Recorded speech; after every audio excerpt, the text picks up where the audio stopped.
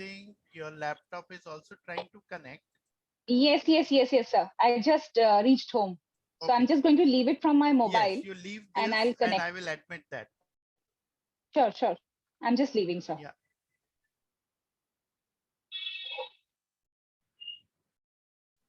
The purpose of doing this is twofold. One, you receive a file with lot of non-compliant data and you want to quickly do it. Now, this is straightforward, just 5 rows, nothing much, right? You must be receiving Mm. hundreds and thousands of rows. So that kind of data, cleaning up that data or using a filter or, doing a search replace can take a lot of time. And in this huge sheet, it can take even more time to find that data and uh, go through all this. Okay, there's another person, he is actually from another industry. So he was showing me an Excel sheet that he uses at work, and that has, like, it has exhausted A to Z, and it is gone from A to AZ as well. Now he's on the B series of that Excel sheet, right? So many columns, 52, 80, 100 columns is nothing uncommon, isn't it? I'm sure you must be dealing with a lot of that uh, big Excel sheets as well. So here the purpose is twofold, like I said. One, to start, once you receive the data, to clean out the data quickly, and another one is to stop people from entering incorrect data, non-compliant data. Okay, so let's Okay. see how we do this. First, we highlight the cells where we need it. Then we go to this data tab, and there is something called as data validation. Can you see this? Data validation. Yes. And then when you click on this, by default, it is any value. So instead of any value, you make it list, Mm-hmm. and you can put as many names as you want here. For example, you have a particular spelling that you want.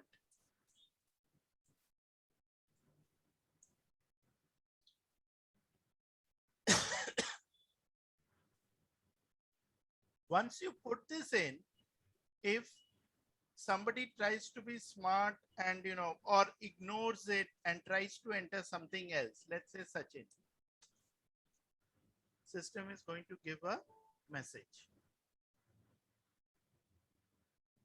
Okay. And anything which is non-compliant, here there is a feature where you can use circle invalid data.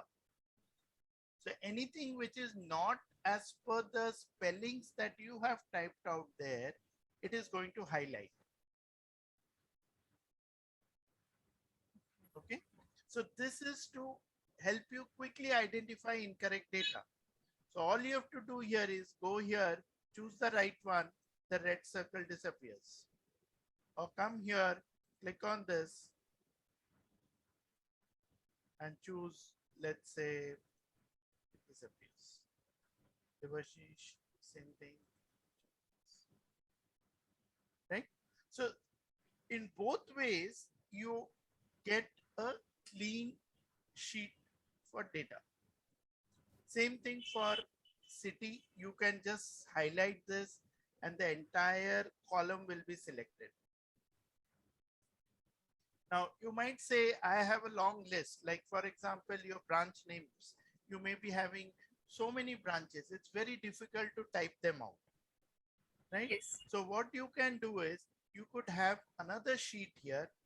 Let's say something like, you can call it master sheet, and name them like the state, branch, city, district, where you have all your values listed. For example, branch, you have this uh,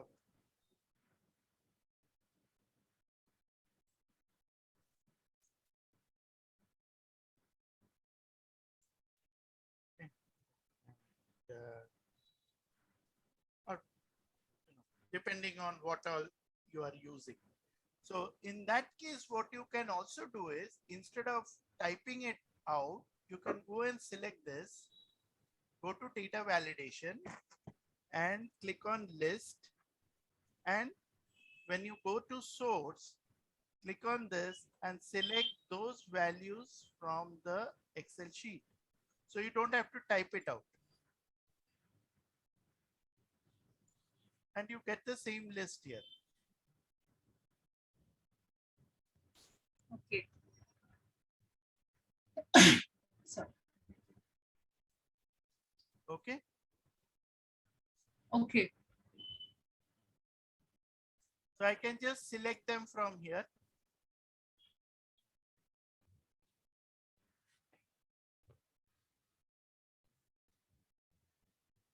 So it ensures that you don't select any incorrect data.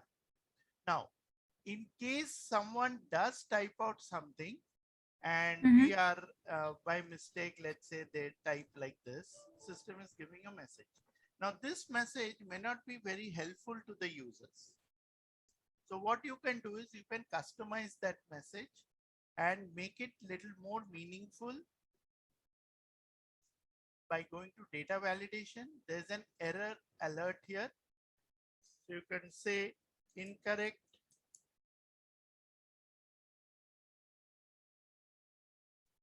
data entered.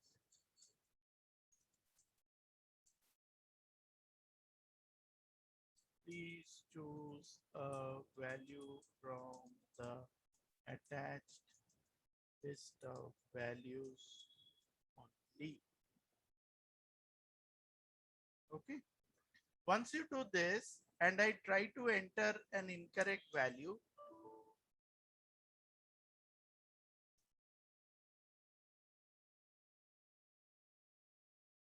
okay. So this is interesting. Yes, it is. Like this is one way to ensure that people don't mess up with your data. Now, just like you are doing the class and you are learning, okay, here's here's how you can go to the sheet and do this. Now, there might be someone who has also done a similar class and is aware of this. They'll say, hey, he or she might be intentionally wanting to mess up your file, or they are lazy enough to change all this. I'll just go and change it there. In this master, they go and say CCC and you get CCC here. But it messes up your sheet. So what you can do here is, instead of allowing that person to do it, you can just, you can hide this sheet so no one knows. Most people will not know, but then people who are aware, they know you can unhide it. And one step ahead, you can just protect the sheet. You can lock it with a password, ABC, let's say ABC. Then what happens? I come here and I try to change. I can't change it. I can see from where my data is coming. All of this works. I go to data validation. I can see what is the source. But I want to go and mess it up. I can't. Whether I hide it or leave it visible. Clear? Yes, sir. Now, you might say this message that I am getting is after the person has made a mistake. Right? So there's a user, lot of users are not that computer savvy or Excel savvy. So they might have a tough time entering the data. And in spite of that, when they enter data and they enter incorrect data, they get a message like this, which can be a bit, discomforting for them. So what you can do is, this is post facto, after they have entered the value. You can try and put something here, which is an input message. Okay. Input message is like, before, when he comes to that cell,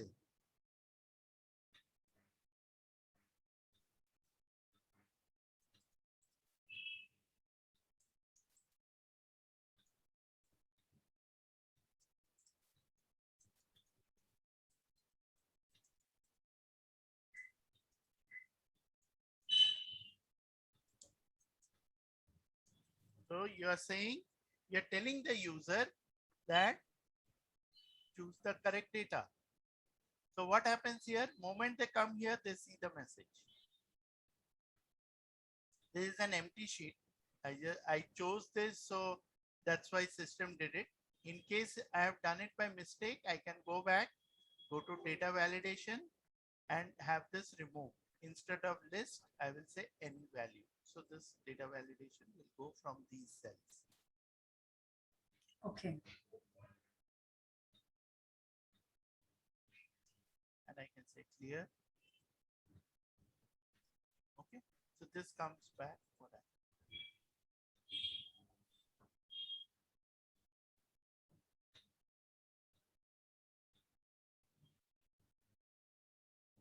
So this is one, but when I click on this, the person gets a message. Hopefully he or she will read it and then try to enter the value. So you are just trying to help. Okay. Now, there are different kinds of validations that you can put in here. For example, zip code. What kind of validations can you put in? One, you could have the mother list of all pin codes in India in an Excel sheet and then have them choose the right one. Or what you can do is you can come here and say whole number between 1 001 to 99.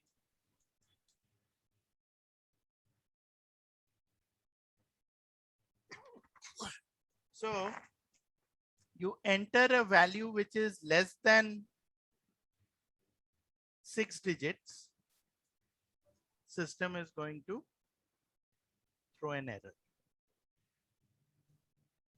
Or you enter a value which is more than 6 digits, 336, 7, it's going to throw an error.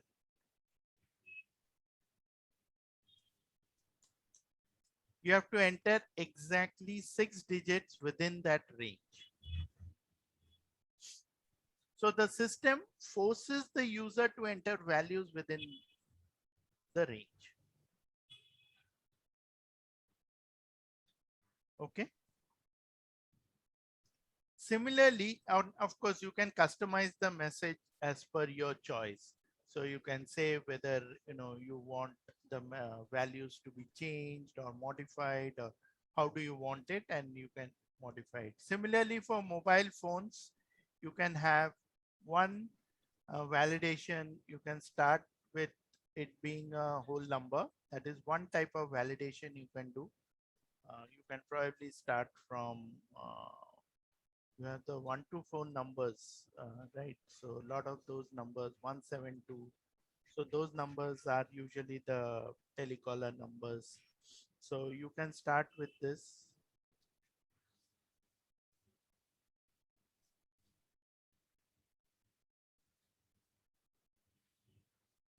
$10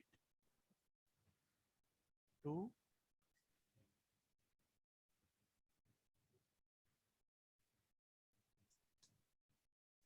10 digits, right? So anything outside that range, system is going to throw an error. Okay.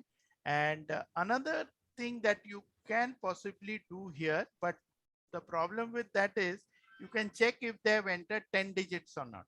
So it has to be exact 10 characters. So but with that problem is it can allow alphanumeric. So here you can say whole number, or you can say text length is 10. So then that's a problem. With date, you can give a range. Like for example, these will be always in the year 2021, right? So you can say date between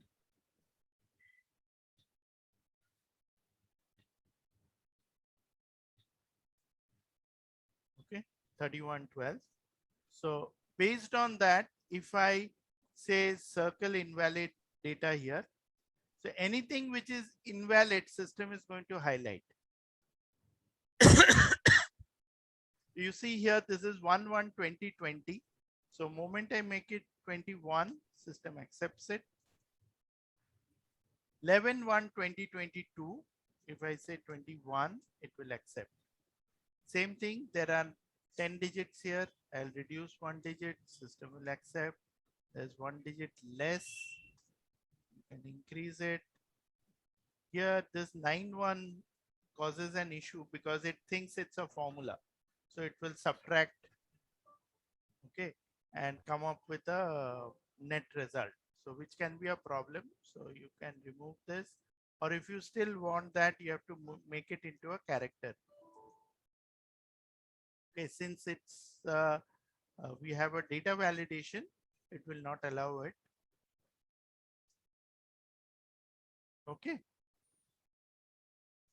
Similarly, this pin code that you have here, it's not matching up.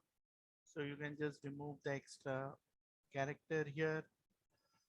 Kolkata is actually CCU. CCC is CCU.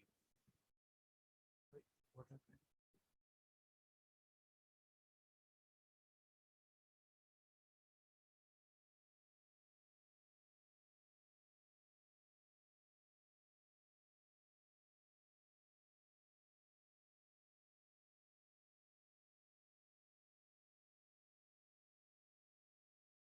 Now it's gone. It was probably not refreshing. You can also have a time. You can give a timestamp between 10 a.m. to 5 p.m. or between 9:30 and 5 p.m. So let's say I insert a column here.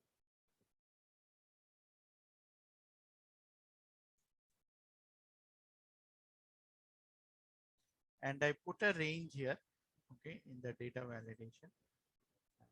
Let's say time between. Now here I can say like 09. It's usually military time, so 24 hours. So you can say anything outside system is not going to accept. So if I give 19, there's a problem. And if I give, Sir, I have a question here. yes, Why this time we need to do it? I mean, this, what is the relevant? relevance is this, suppose you are marking attendance. Hmm. You want people to clock only time between such and such time. Okay. In that case, you can, or if you are doing anything between time, let's say in your case, you might have a daily schedule, right?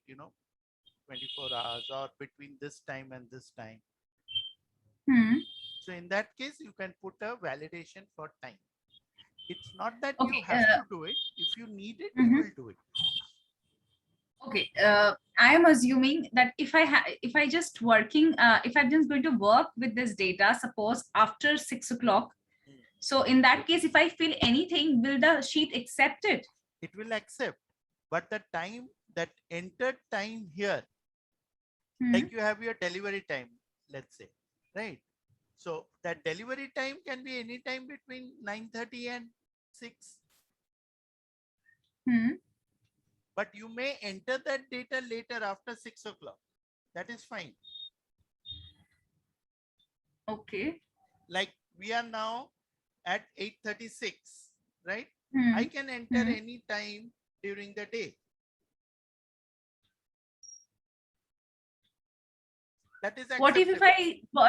What if I work after 8:36? If I try to enter a time, suppose 10 p.m. So 20 is 22. Okay. In that case, see, it depends on what validation you're putting on your cells here. So here I have used from 9:30 to 6 p.m. If you think this time is required till 10 o'clock, you can always change this to 10 p.m. Okay, this is basically more helpful in the case of the HR people, or maybe it's for the logistics, if logistics team, if they are working with this data. Yes. if the timestamp is required. Yeah, Right, that's right. beneficial in that way. Yes, yes. You want to track what time they had delivered. You know, you might have a rule that delivery can only happen between 8 a.m. and 8 p.m. Hmm. Now, that person may be reaching there at 8:30 and putting it as 8 p.m. Okay. Now, from a corporate perspective, that is violation of the Hmm. corporate rules. I'm just hypothetically saying. Yeah, absolutely. Right. So in that case, how do you restrict it? You can say, okay, we'll only allow people to enter time between this and this. Hmm.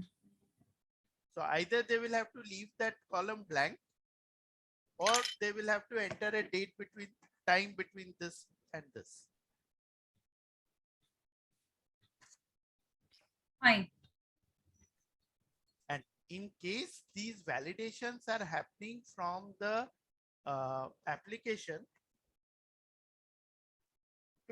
you might have an ERP system, or you might have a separate tracking system for on-time delivery and delivery tracking system. From there, these validations would probably have already been built in. You just get a dump from that system where the data is ensured it is between these hours. Is it making sense? It is, sir. It's interesting. I mean, this is something which I have never seen or have done ever. Right. Right. So once you know these features, you can think how you can use it. Like I True. said, there are two purposes. One is to clean up a data sheet which you have received. Yes. Another one But is in that case also, one has to know that, what exactly are the correct, errors. correct, correct. Like I said, like you want the branch names to be standardized, Hmm. and they might be all over the place.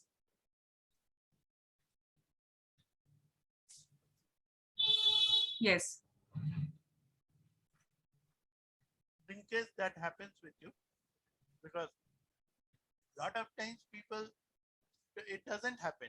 They usually get a dump from the portal or from their ERP system, and that kind Thankfully, of with my validation. current Yeah, go with my ahead. current organization, there is only 4 branches we are working.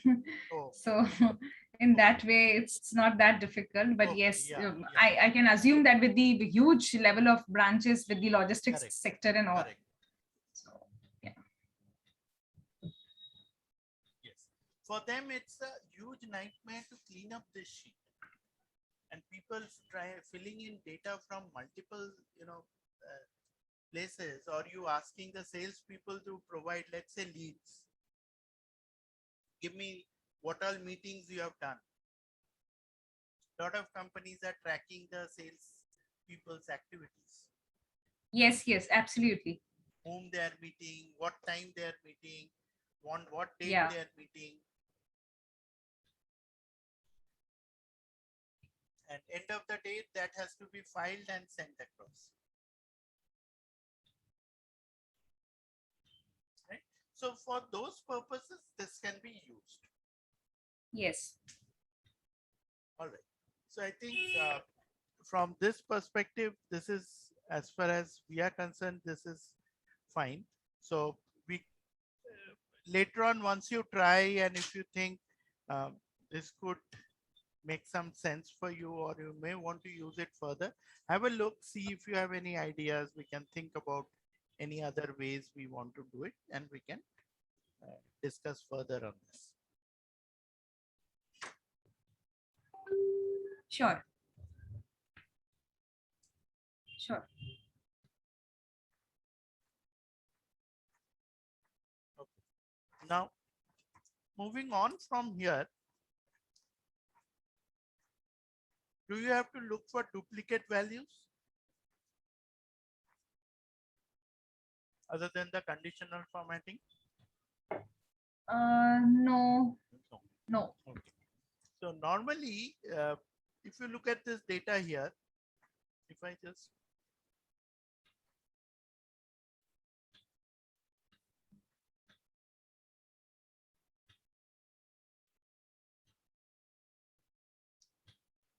do you think there is any duplicate data here?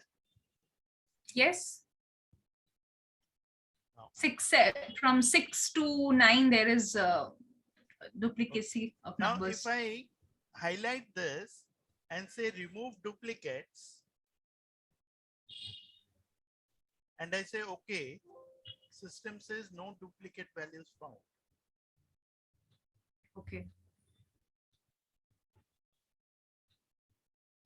Why? Because when I said remove duplicates, I chose the columns here. And I chose all the columns. So that means system is going to use the entire combination to check for duplicates. That means name, city, date, time, mobile, pin code, branch name. Now, if you notice from the row 6 to row 9, all the branch names are different. Yes. That is why system doesn't find any duplicates. But if I remove the branch name from here and I say okay, system removes 3 of 7, 8, 9. It will keep the first row. Now, caution advised here, it's going to remove the data. Okay, so be very careful while using it because you might suddenly find that so many rows are gone. So if I now do this, I go to remove duplicates.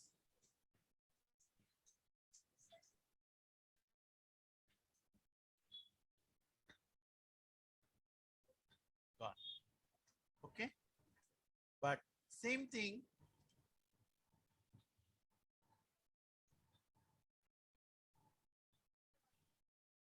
If I say branch name and let's say I want to look for pin codes only. So, okay. System will remove the rows that have duplicate pin codes.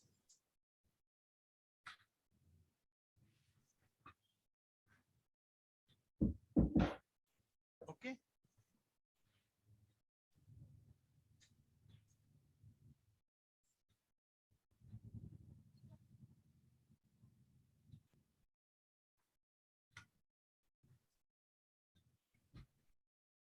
Hello. Yes, sir. Okay. So it's going to remove the duplicate values from the list. And when I'm Yes. doing this remove duplicates, the first one here, there is an option here called my data has headers. So if I remove this, it's going to consider the first row as well as data. So to stop it from thinking that the first row is data, I have to click on this and it will consider the remaining ones. Okay. And when I use this remove duplicates, by default it is select all. I can unselect all of them and just choose the ones that I want. Sir, I would like to you to revisit that header part. Wanted to understand again. Okay. So what's happening when I'm selecting this? Yes. I select the data. And when I say remove duplicates, suppose this is not ticked. What's going to happen? It's going to consider that row also as part of my data set. Okay. The header row. Okay. Now, if I say my data has headers, then it will leave that first row. Okay. Got it? Lot of times we have data where there is no header. Only this, let's say only the data is here. So in this case, there is no header for me. Entire Yes. thing is my data set. Mm-hmm. So my data has headers. If I say my data has headers, it's going to leave the first row alone. Yeah. And the columns also change now. It is showing in a different. Yes. Yeah. It will show the header as my column names.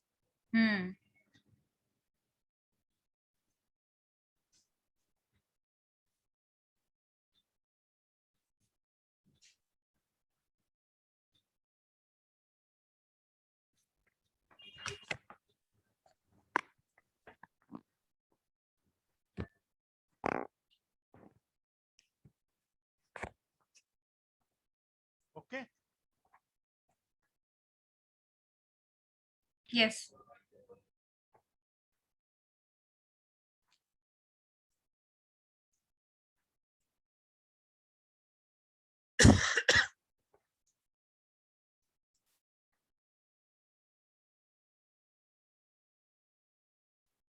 Now, when I do this, when I choose all of this data, by default, my remove duplicates is done. Okay, so this is my data. Now, one question, do you have to use comma separated CSV files? Do you use that?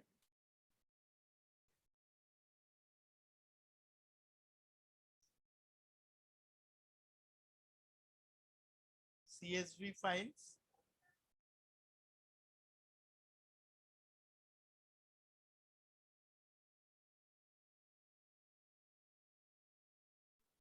No, sir. You don't have to. Okay. There is a feature here which converts now for to read Excel files, you have to have Excel installed on your machine. Yes. Right? Now that can often cause issues where either the Excel is not installed or the data is to be read by somebody, or you need to send it to an external system for importing into their application. Okay, so for that purpose we use something called as comma separated values. So for example, I have file here.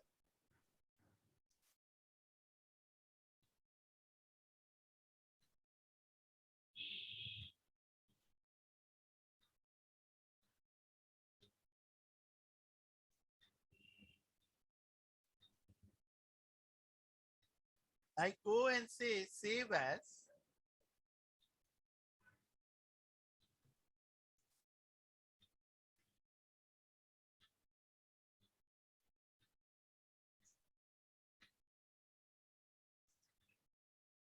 This is a normal Excel file that you see here.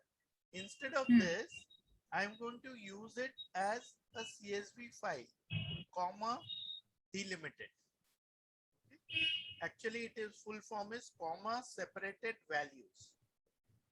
Now, once I do this, the same Excel file gets saved as a CSV file. Okay.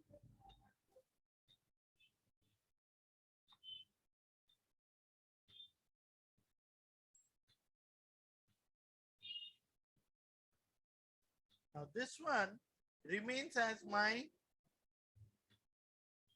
original Excel that I have saved. If I want to save this as an Excel file. How does a CSV file look, sir? I'll show you. I'm showing that. Next, I will close my Excel. Let's say I don't have Excel at all.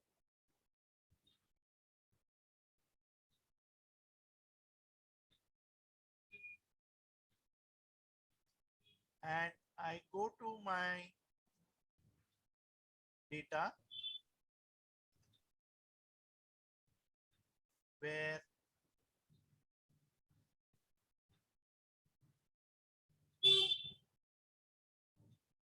I have this CSV file. So what happens with the CSV file is, moment I click on it,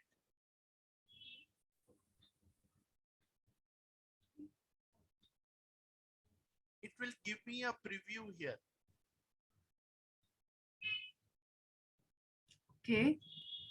With an Excel, it may not give me the preview because it needs the Excel application to read that file. Okay. And when I open this Excel CSV file,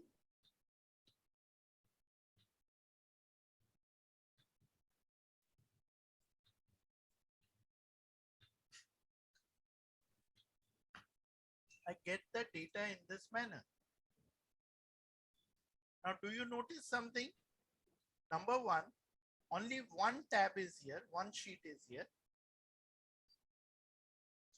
and the other sheets are gone. And there's no formatting. It's plain and simple text.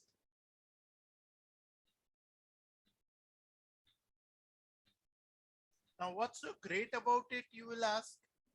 The great thing is, when I go to this file, I can right click and open it with a notepad as well. I don't need Excel anymore.